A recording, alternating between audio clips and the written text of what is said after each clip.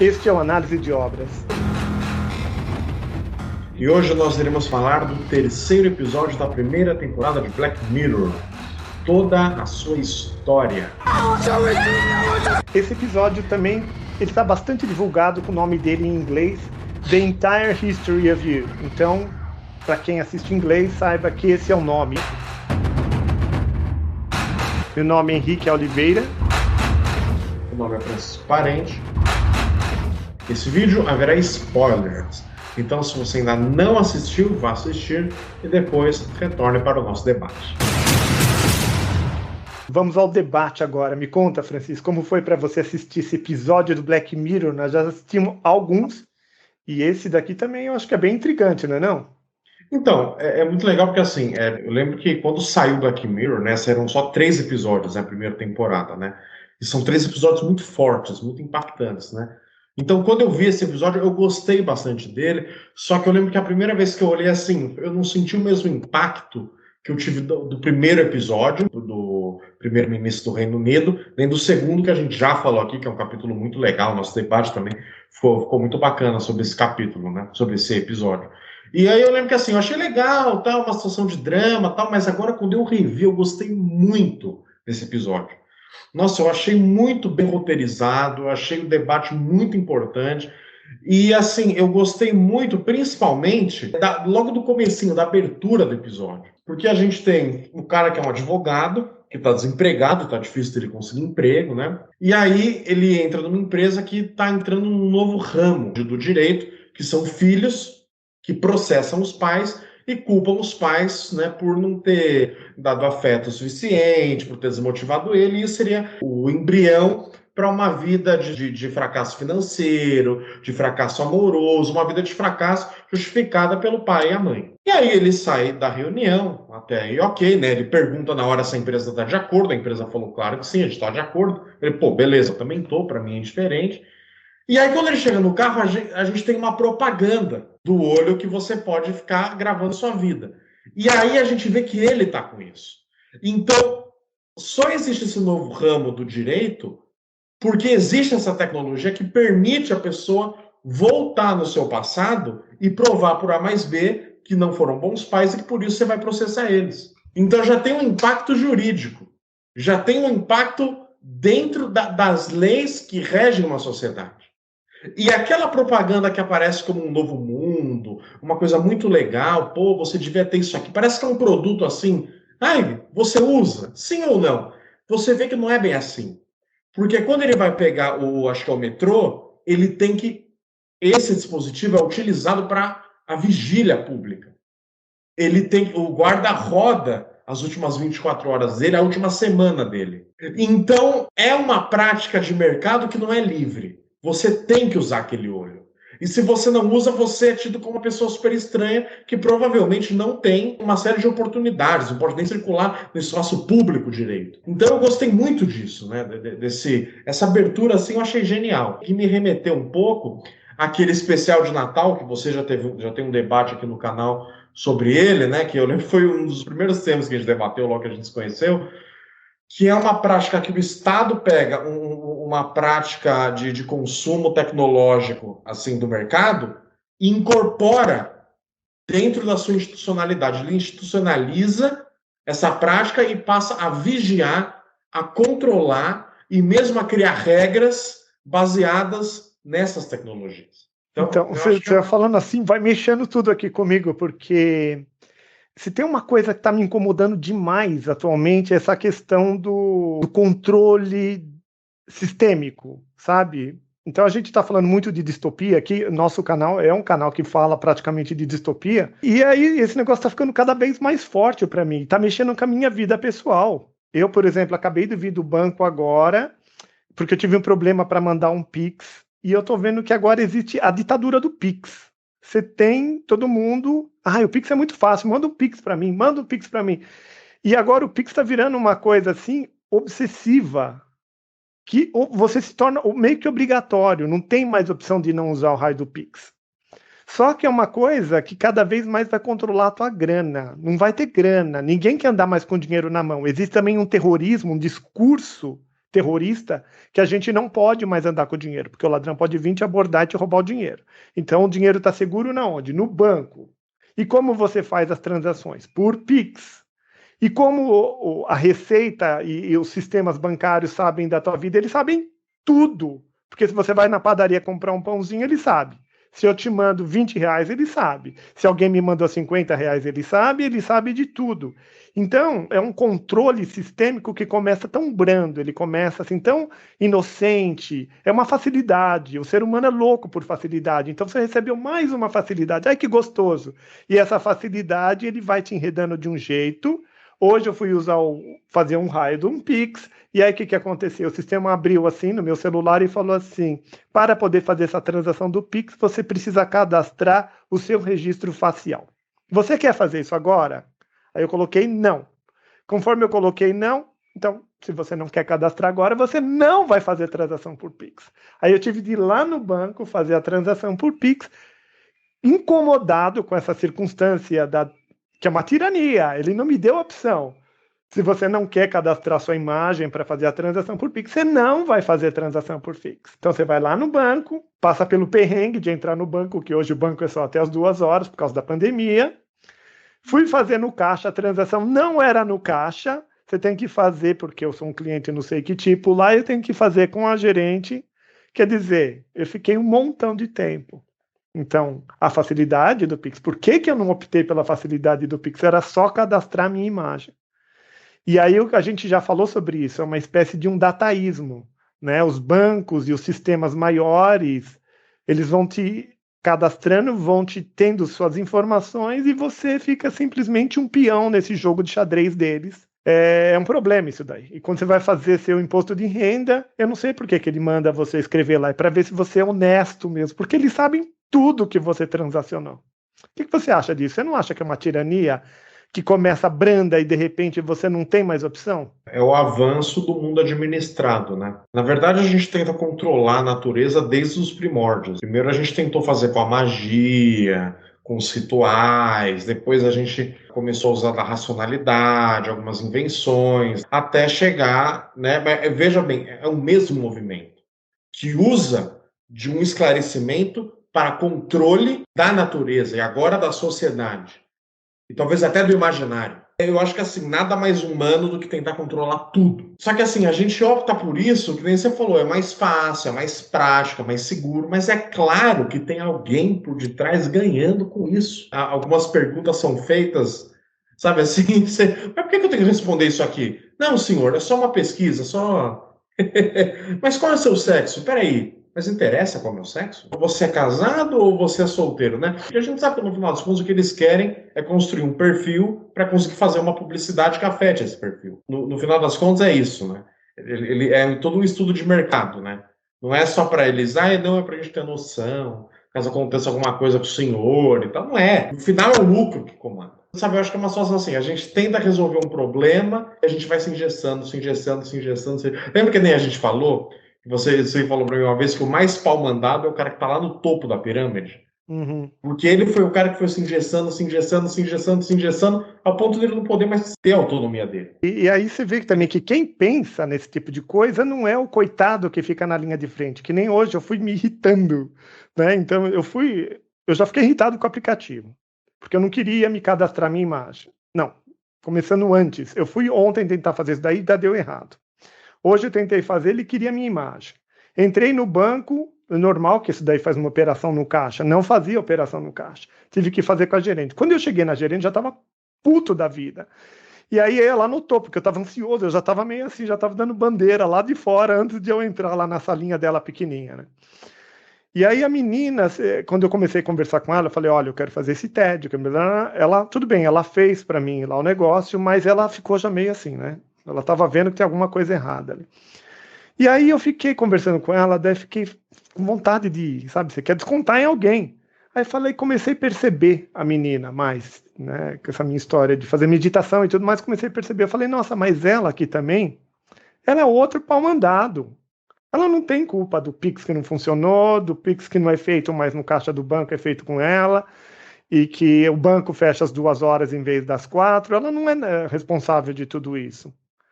E aí, o que acontece? Você não tem em quem bater, sabe? Porque quem bate, quem criou toda essa estrutura, está lá no alto, sabe? É um sistema bancário enorme que rege sobre todo mundo. E aí você fica meio impotente. Eu não sei se você já leu ou assistiu As Vinhas da Ira, é um livro importante do início do século XX. Ele mostrava muito isso. Os bancos vinham e retirava a grana, a fazenda e tudo mais, e o cara estava acostumado com a pessoalidade, ele queria conversar com alguém, brigar com alguém, ou pedir satisfação com alguém, e naquele momento foi um momento de transição que já não existia mais esse alguém. Você não tinha a quem bater, em quem bater.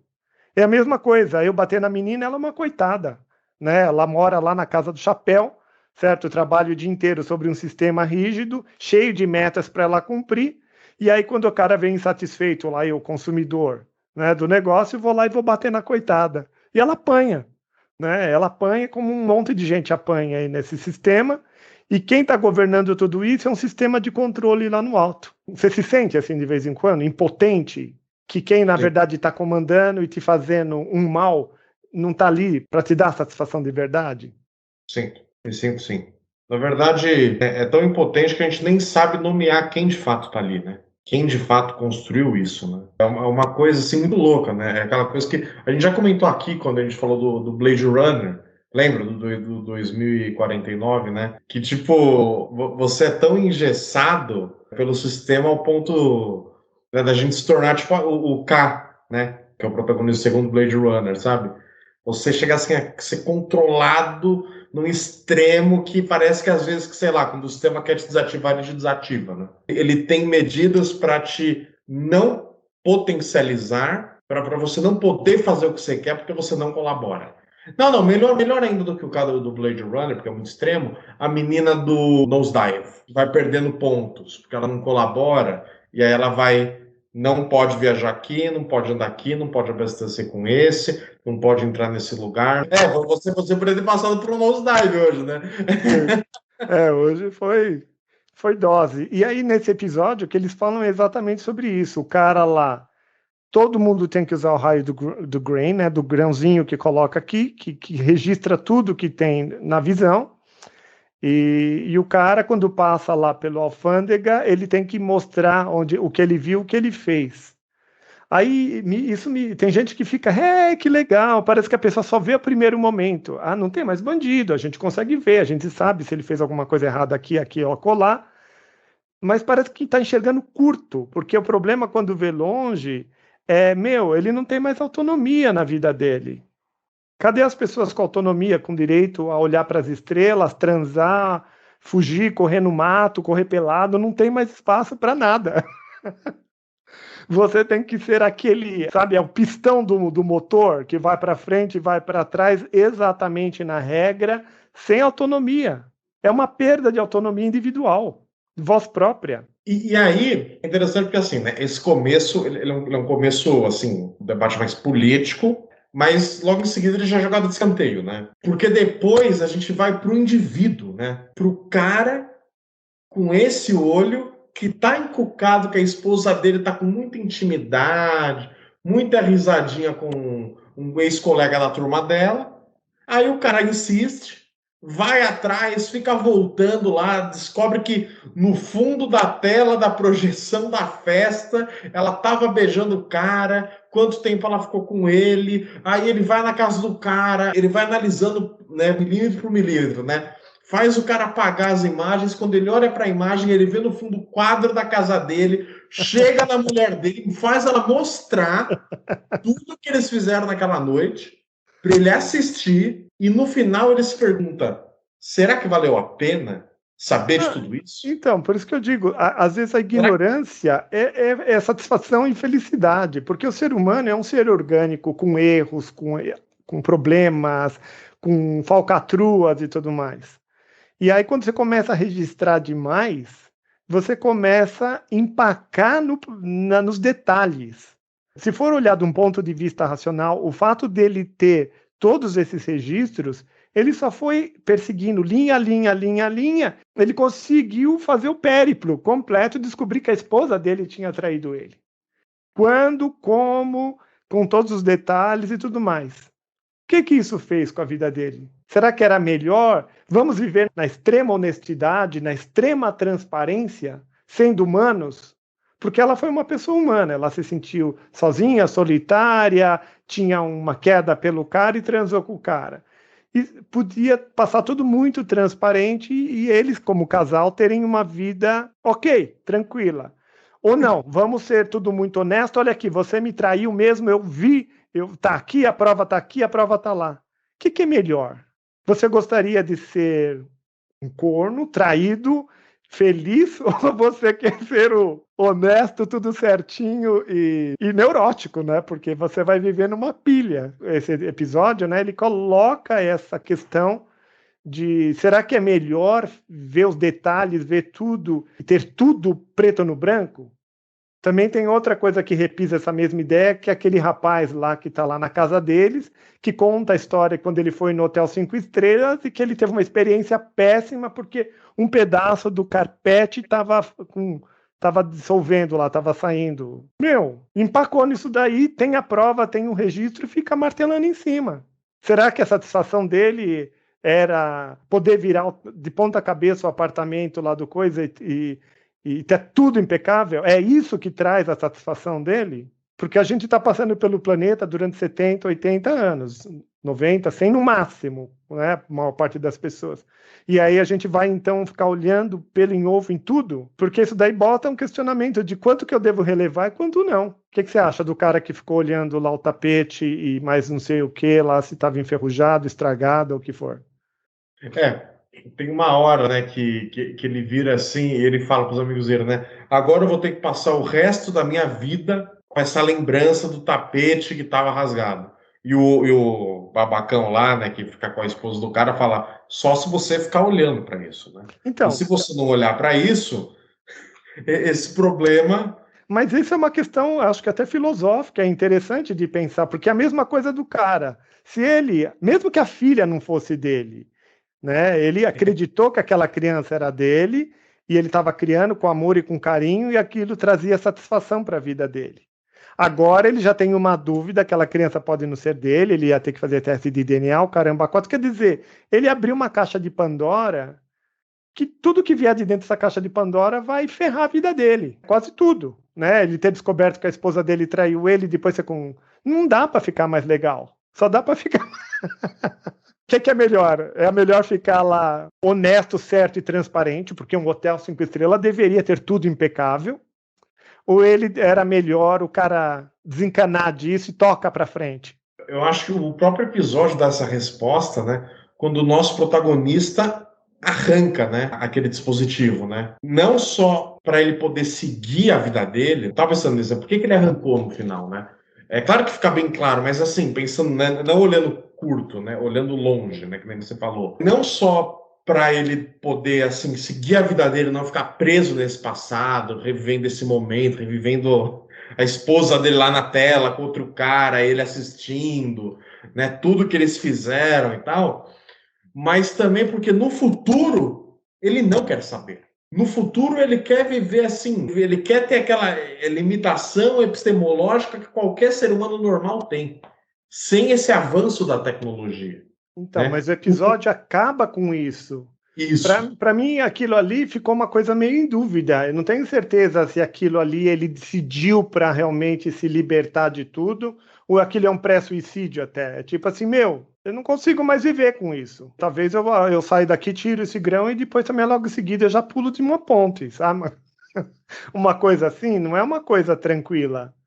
É uma coisa nervosa. Ele acho que não chegou no entendimento que nem você chamou o cara lá que transou com a esposa dele. O cara, ele já estava partindo desse lugar meio desencana, vai, toca e tudo mais. Mas com o grão. A menina com que ele transou lá também, que era a convidada da festa, ela tirou o grão e achou que era o melhor negócio possível. Só que quando ela foi chamar para a polícia, ela não podia nem fazer um BO lá, fazer um chamado de polícia, porque ela não estava no sistema. Que é aquilo que a gente falou também, é o beco. Você vai ficando numa sinuca de bico. Ou você opta ficar dentro e tudo bem, ou você então tá fora, você não consegue nem chamar a polícia. Nossa, é verdade, né? Teve isso também, né? Nossa, eu não peguei esse detalhe. Ela não consegue chamar a polícia, né? Ela chama, a primeira coisa que eles pedem é para ela passar lá os dados dela pelo sistema e não passa. É verdade. E aí É o que verdade. acontece? Você vai indo para margem do negócio. É, tipo assim, você é livre para não seguir. Mas se você não seguir, Se você não seguir, você está ferrada. Você você não tem consegue fazer consequência. coisa básica da necessidade. Outra tirania pela qual a gente está passando no momento é o raio da vacina. Daqui a um tempo, se você não tiver o raio comprovante das suas vacinas, você não viaja, você não vota, você não faz isso e não faz aquilo. Ah, mas vacina perto disso aqui é brincadeira, né? Não, não sei. Para mim é o mesmo sistema. Uns mais brando, outros menos brando, mas é tudo O mesmo princípio. ajoelha ou, sabe? Você tem que ajoelhar. O sistema te põe, te vira o braço e te faz ajoelhar. Você concordando ou não, você acreditando ou não. Você tomou a É, vacina falando isso? tomei as duas. Você tomou? Não, Não? não. Eu não sei, ainda tô pensando no assunto. Mas você vê, pelo menos aqui ainda tem uma margem de pensar no assunto. E eu tô vendo que com o Pix eu não tô tendo mais margem, porque eu trabalho com negócio. Hoje mesmo eu tô preocupado, não sei se eu vou conseguir fazer outras transações de Pix que eu preciso fazer. Registra o rosto lá. É, vou ter que registrar o rosto. Você quer fazer o Passa as Pix? vinte e Não quatro registra. horas lá Você ajoelha, né? Você mais uma vez ajoelha e pronto. Entrega lá teu sangue, né? Que nem eu fiz isso num episódio aí de dar o pulso, o outro te enfia na veia e pronto. Dominado. Passa lá as 24 horas lá, a memória lá pro cara, vai, tá bom, vai. Imagino que aquele guardinha não vê naquela telinha, hein? Nossa, todo dia ali, né, o pessoal no metrô, né? Você sabe que outra coisa, assim, falando de invasão de privacidade, eu não sabia, quando eu fui fazer imposto de renda, esse último imposto de renda, eu descobri que toda transação, acho que é acima de R$ 400, a Receita é informada. Eu acho que é um valor até menor, mas é tipo assim, 300, R$ 400, a Receita é informada. Quer dizer, todas as transações que você faz, praticamente a Receita é informada. Foi legalmente aprovado pela Assembleia e tudo mais. Você não tem mais autonomia, está tudo registrado. Você não tem como ter evasão de dinheiro, evasão de nada. Você precisa ficar mostrando tudo que você faz, tudo que você transacionou, fica exposto. Aquela liberdade que a gente tinha 10 anos atrás já não tem mais, já foi. Vai ficar cada vez pior.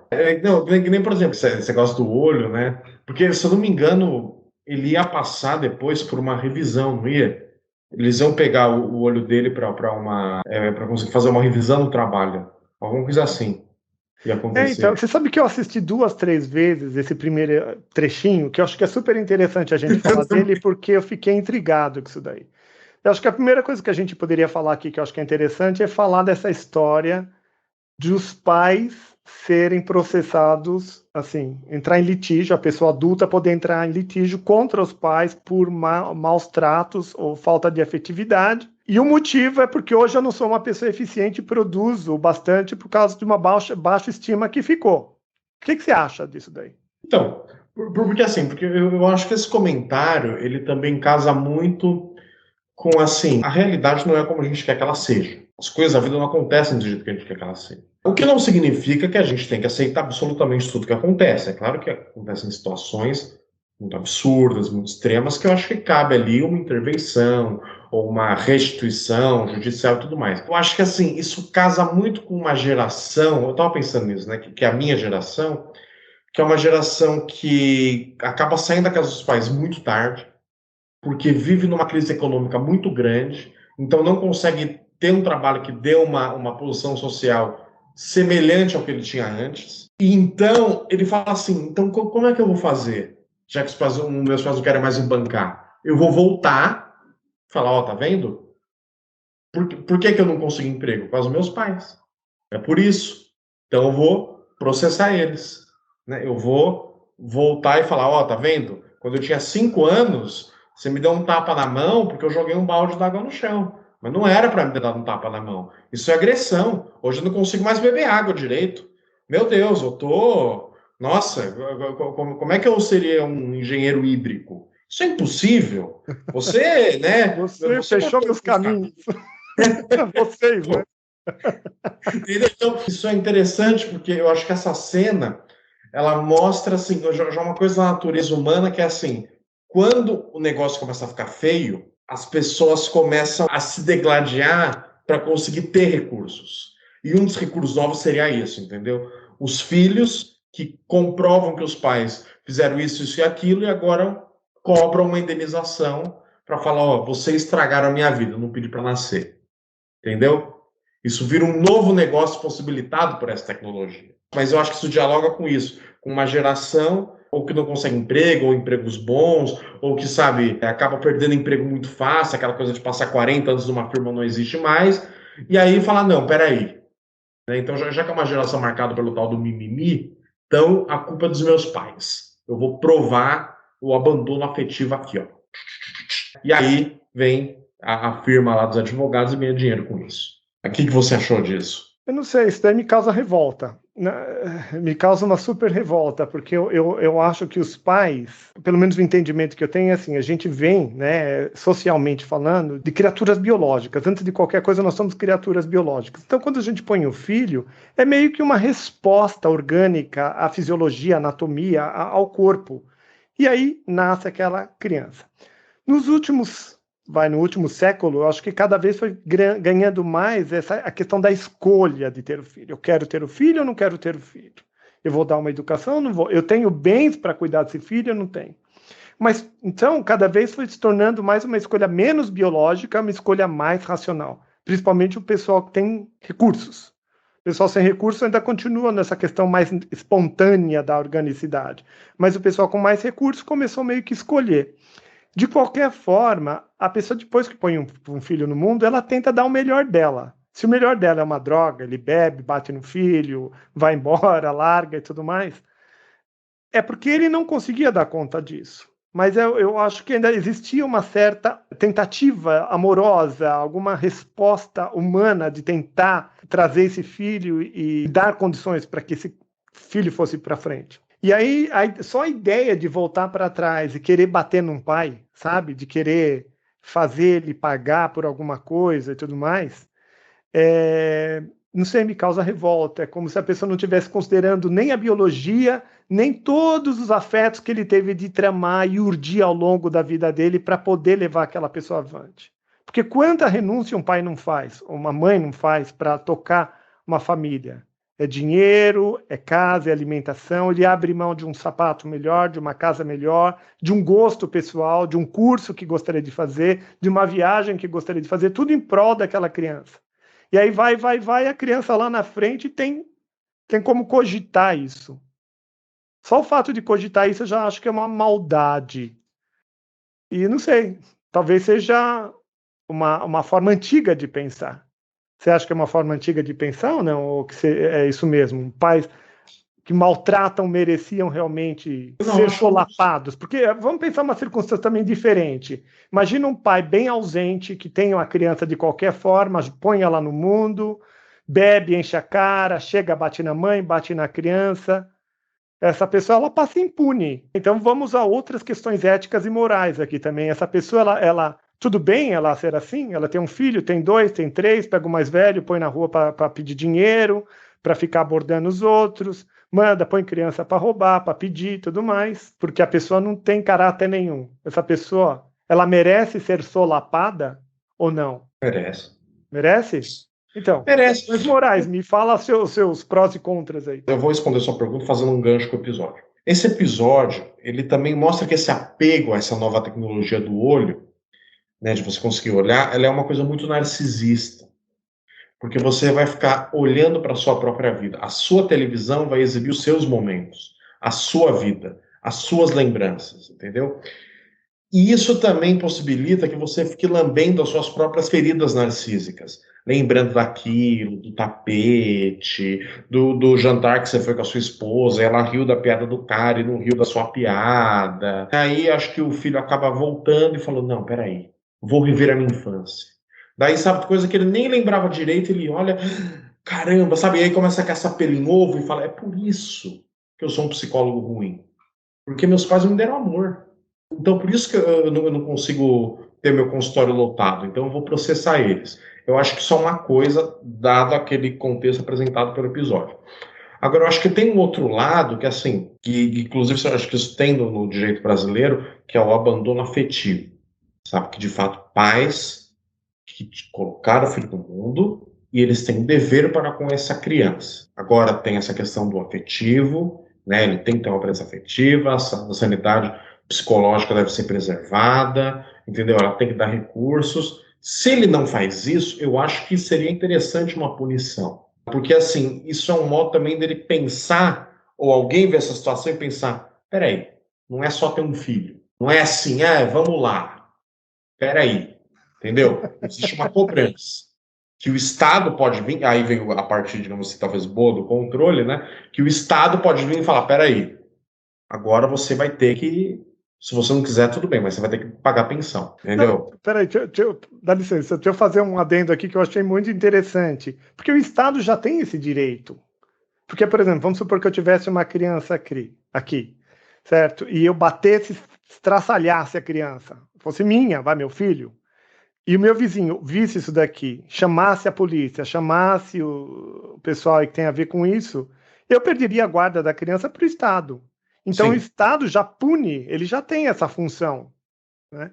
Agora, a única coisa que com essa questão de retrospectiva aí seria fazer uma punição retroativa, você voltaria para trás para fazer a punição. Uma coisa é já fazer na hora. Você viu que tem um escalabro ali, que tem uma coisa muito errada, você chama lá as pessoas que têm a ver com isso e você é punido. Você perde a guarda do filho e tem que responder juridicamente, judicialmente e tudo quanto é lado. Agora, fazer retroativo. Então, olha aí, eu não tinha pensado nesse aspecto também, que já o Estado já detém esse poder, já. né, dos maus tratos.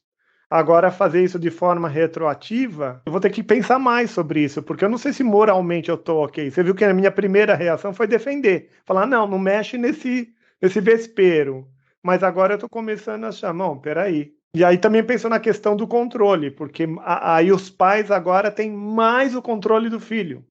Imagina você ficar o tempo todo cuidando da criança com medo dela, que você tem de, sabe, você não tem mais espontaneidade, você tem uma cartilha para seguir. Essa cartilha, mas também eu estava pensando, talvez também com esse medo de fazer que seu filho tenha algum trauma, coisa do tipo, nessa tecnologia de controle, a gente cai naquele episódio do Black Mirror que a mãe controla a filha, né? Não, mas aquilo lá é outro sistema, é um sistema de mãe controlando o filho, um superprotetorismo que o sistema deu para ela e ela acaba usando e tolhendo a filha.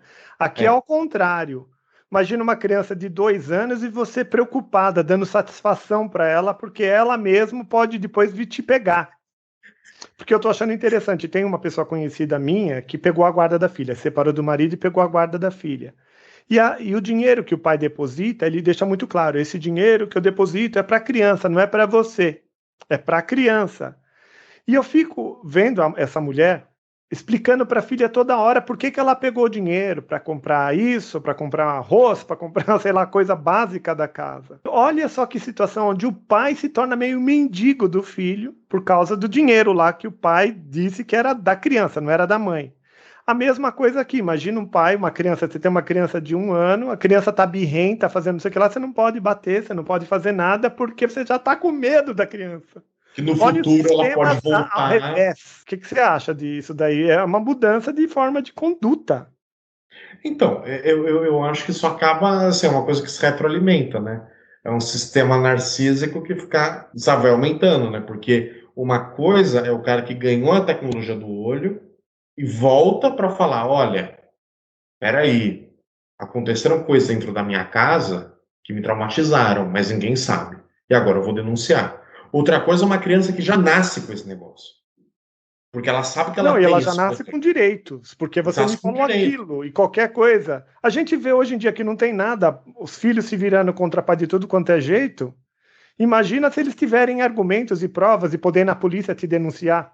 Um jovem de 12, 13 anos, assim, marrento, sabe, marrudo, que vai lá e fica ameaçando o pai, assim, um pai e mãe, porque você fez aquilo. Coisas, assim, básicas, eu fico imaginando coisa da casa básica, assim, você vai tomar um banho e pega uma criança de 3 anos para dar banho junto, não.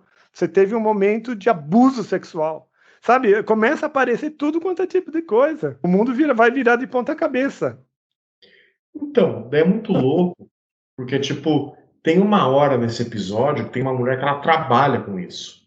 E ela fala que é possível implantar memórias. Ela fala que tem memórias que são falsas, mas que elas ganham projeção nisso. Eu acho que assim, vira uma arma e fala assim, isso também pode ser forjado, né? Você passa a mesmo nem a poder acreditar. Porque o que o cara está trazendo ali, ela fala, você pode simular coisas da sua infância, com uma babá pedófila e tal, que nem existiu. Não, mas eu acho que se o Parece. sistema vai evoluindo a uma tal forma, de tal forma, assim, alguma coisa tem de saber distinguir o que é realidade por uma questão jurídica, por uma questão mais séria, o que é uma ilusão criada, implantada e uma coisa que você viveu. Deveria, né? Eu imagino que deveria ter um discernimento. Porque logo que ele entra no táxi, aparece também lá um homem que viveu uma ótima existência, compre esse implante que custa menos do que um cafezinho por dia. Quer dizer, é outra coisa barata, simples e fácil. Só que essas coisas baratas, simples e fáceis, você coloca na tua vida e você não vive mais tua vida. Você vive uma narrativa comprada, que às vezes pode ser uma solução muito grande. Imagina você viver uma vida horrível, atormentada, porque uma pessoa que bebe, bate, cria as agressões de tudo quanto é tipo, é porque ele tem dentro dele muita coisa mal resolvida. Então você tira, coloca um implante novo de vida alegre, saudável, vivendo em sociedade, em família, todo mundo feliz, deleta o outro e pau na máquina. Que nem a menina que ela foi roubada, né? Eles tiram o negócio dela, né? Tem pessoas que roubam lembranças de outras pessoas, Ah, né? sim. Mas era ainda com o que era? Era sacanagem de para ver toda. Ela falou que falaram isso para ela, mas Aham. talvez tenha outras dimensões, né? Que nem você falou, né? Pessoas que roubam lembranças para poder esquecer da própria, né? Ou ficam só na sacanagem mesmo. Né? E o cara lá falou, ficou lembrando das mulheres que eu já peguei, né? Você sentiu mais dó dela ou dele? Ah, não sei, acho que eu senti mais. Assistindo no filme espontaneamente, eu senti mais dó dela. E você, sentiu mais dó dela ou dele? Pensei muito nisso, né? Porque assim, quando ele começa a brigar com ela, dá pra ver que ela tenta reconciliar muito fácil, né? Então parece que ela, né, logo em seguida ele já transa e tal. Então assim, pô, ele acabou de te xingar, sabe? Ficou enchendo seu saco a noite inteira, sabe? Daí ela já tenta fazer as pazes ali, então eu fiquei meio com a pulga atrás da orelha, mas putz, quando eu vi que assim, talvez a filha não seja dele, puta, eu fiquei com muita dó dele. Naquele final. Dele? Eu achei ele um chato o episódio inteiro. Mas quando eu vi que ele tinha alguma razão, tinha razão na verdade, e tinha mais ali do que ele imaginava, ali eu fiquei com muita dó dele ali. Pela filha, É, né? não é só pela filha, porque a qualidade desse episódio ele é muito interessante porque ele coloca as questões éticas no limite, né? No limite. Porque ele é uma pessoa ficcionada, ele começa a olhar assim, então deixa a vida fluir, né? A sensação que dá, deixa as coisas acontecerem, mas quando ele vai procurando lá por migalhinha atrás das migalhinhas, ele vai encontrando uma coisa atrás da outra. Ela mentiu mesmo para ele, ela transou mesmo com outro cara lá, a filha podia ser do outro cara.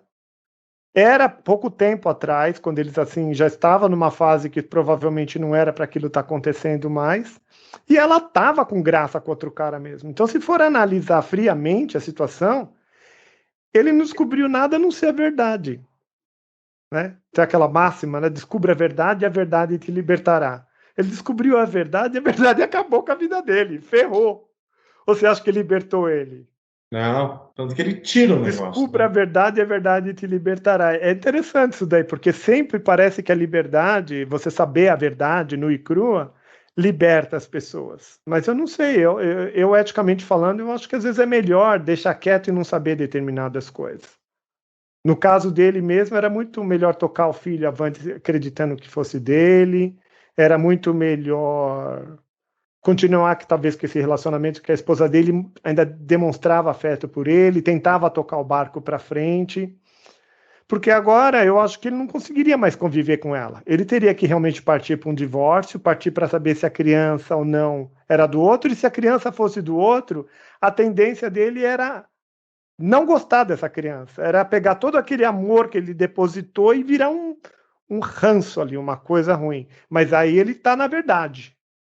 Descubra a verdade e a verdade libertou. Aí eu não tenho essa máxima parece que não está se aplicando para mim, sabe? Era melhor não saber. O que você acha? Porque se não tivesse essa tecnologia, ele nunca ia ter descoberto. Ele só ia ter falado, puta, aquele cara chato, parece que eles eram amigos. Ah, que se dane, vamos seguir. Mas não, né? Por causa disso, ele ficou mas não que ele ficou só remoendo, tô com uma pulga atrás da orelha. Ele ficou analisando, ele fez um estudo de caso. Não, ele fez um Né? estudo. E eu fico imaginando, tem gente que aí também tem que pegar pessoas temperamentos. Esse vídeo aqui, talvez, quando publicar, ouvir a opinião das pessoas, porque tem pessoas que elas têm essa questão moral de não ser traída muito grande. A pessoa me traiu, você tem que pegar um balde de gasolina, jogar e tacar fogo na pessoa. Aquela mesma pessoa que você estava beijando e falando que amava e trazendo flores e bombons, no momento que ela traiu, a pessoa tem uma sensação e uma postura de total ódio. Eu já assisti isso em umas 3 pessoas próximas na minha vida, na minha família, assim. Não sei se você já acompanhou alguém de relacionamento, assim, que é casado, ama, ama, ama, ama, florzinho, benzinho, tudo aquela coisa linda. Você descobre que a pessoa te traiu, ela não pode. Não eu lembro um amigo que falava assim: eu não posso ficar na mesma sala que ela. Eu não posso ficar, senão eu bato nela. E era visceral, assim, você via que, para a verdade dele, ele tinha acreditado muito naquele relacionamento, ele tinha depositado muito. Uma vez que a pessoa traiu ele, agora era ódio infinito. Então todo aquele amor vira ódio. E daí eu fico imaginando que amor que é que ele tinha, que amor é esse? Que num dia é amor, no outro dia é um ódio. Tem alguma coisa errada Às aí. vezes é melhor só, né? Ah, pode ser, pode não ser, vamos. Não, mas que amor é esse? E tem gente que defende isso de unhas e dentes. Esse é um amor verdadeiro. O amor verdadeiro você tem que ajoelhar e até o último, até o inferno com a pessoa. Se a pessoa traiu você, acabou tudo. Você consegue ser traído numa boa ou não? Não, acho que. Vamos ver. Porque eu consigo ser traído numa boa. Numa boa, Média, uma numa pergunta média. Na hora boa. eu fico... Numa boa pergunta. mas eu acho que eu relevo muito bem, sabe? Porque tem gente que não, fica encarniçado ali. É aquilo e pronto. Então, é porque assim, é que eu acho que o problema é que assim, nunca é numa boa, porque fala assim, ah, então você avançou o sinal vermelho? Tá bom. Pode sair com as suas amigas, eu fico aqui à noite. Daí você vai lá, pô, mas você falou que tava aqui, eu vi que, né, eu te liguei, se parecia que tava numa balada. Não, veja bem, daí já toma, é porque aquele dia, tá pronto, daí nunca é numa boa, né? Eu acho que tem É. modos de reagir. Tem o cara que vai falar, ah, agora eu vou destruir tudo, e tem o cara que vai falar, ah, tá bom. Já que é assim, tiro trocado não dói, sabe? Não, porque aí tem várias opções, né? Você pode conviver com aquilo, você pode simplesmente falar, bom, já que você não consegue, eu vou tocar meu barco. Ou você pode entrar nessas, que eu vejo que muita gente vai por aí. É tipo assim, agora eu vou tirar todo o teu dinheiro, eu vou tirar o teu filho e eu vou te fazer você sofrer. Eu tenho que fazer você sofrer. Vem daquele lugar assim, ódio mesmo, aquele ódio assim fervido, caudaloso. Que nem o cara aí agora, que ele podia fazer isso, ele podia ferver a mulher com a criança e tudo agora. É, porque é que nem você falou, né? Tem essa coisa de se livrar, de um novo recomeço, mas também não tem mais registro do que ele vai fazer, né? Ele agora é um marginal quando ele tirou aquilo. Então ele pode fazer alguma besteira Não, ele pode muito até matar grande, ela agora e tentar enterrar ela no fundo do quintal. e fugir, Que é né? onde a gente vive atualmente. As pessoas que cometem crime, ela pode simplesmente tentar esconder. Lá na frente não vai ter mais essas opções, né? Você vai estar controlado o tempo todo. Tem aquele. Nossa, tem um episódio muito bom que a gente podia falar um dia, chama Elefante Branco, que é aquela mulher que é semelhante a isso do olho, inclusive, né? É uma tecnologia semelhante, que ela comete um crime, mas aconteceu um acidente, e ela tem que dar o depoimento, que é o rebobinar o olho, mas ela não quer dar, e aí ela, uma mulher normal, pacata, né, que tem lá a vidinha dela, vira uma serial killer para não pegarem ela de jeito nenhum, a ponto dela fazer a maior monstruosidade que tem, né? Pessoal, espero que vocês tenham gostado do nosso bate-papo. Apareceram várias ideias polêmicas aqui. Eu mesmo fui pego em algumas ideias que eu não tinha pensado. Como foi para você, Francisco? Eu também. É sempre uma ótima provocação, né? Entrar nesses nossos debates sobre Black Mirror. Os temas são muito diversos, a gente consegue transitar, né? Então, assim, as pequenas coisas que a gente amplia no mais extremo até as coisas que a gente vai, assim, no que é mais, assim, essencial do debate do episódio. Foi uma maravilha, como sempre. Então, legal, pessoal. Se vocês gostaram, vou pedir para vocês curtirem esse vídeo. Ajuda a gente a divulgar essas ideias, que eu acho que são interessantes. Todo mundo está passando por isso, essas questões da tecnologia, essas questões de convivência, de relacionamento. Então, por favor, um joinha para a gente aí, por favor. Valeu. Dá uma fortalecida aí, pessoal. E deixe seu comentário para a gente saber o que você pensa. Grande abraço. Tchau, um grande abraço. Tchau, tchau.